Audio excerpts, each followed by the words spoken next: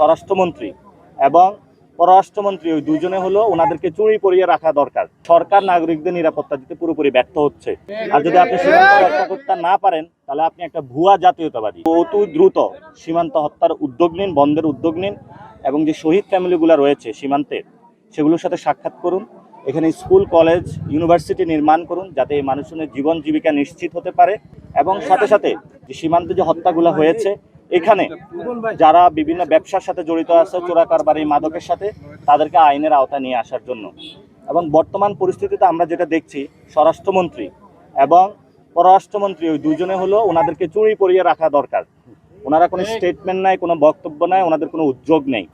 এজন্য সরকার নাগরিকদের নিরাপত্তা দিতে পুরোপুরি ব্যর্থ হচ্ছে।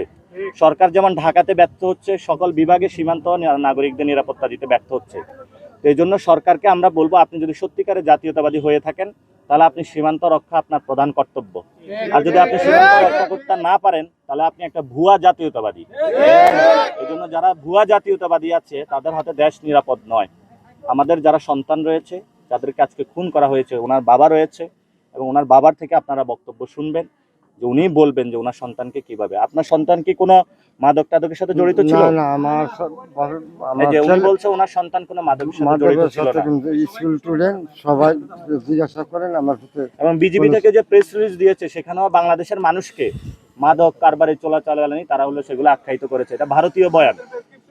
আমরা বলবো বিজেপিকে ভারতীয় বয়ান থেকে সরে আসার জন্য। আগে যখন ছিল পিলখানা হত্যাকাণ্ডের আগে, তখন হলো বিএসএফ মারা যাইতো। সে বড়াইবাড়ির যে যুদ্ধ হয়েছিল সেটা আমরা জানি। এখন হলো পিলখানা হত্যাকাণ্ডের পরে এই বাহিনীর মেরুদণ্ড ভেঙে দেওয়া হয়েছে। আমরা আশা করব এই বাহিনীকে নতুন করে পুনর্গঠনের জন্য এবং নতুন উপযুক্ত ট্রেনিং এর মধ্য দিয়ে সীমান্তকে রক্ষা করার জন্য।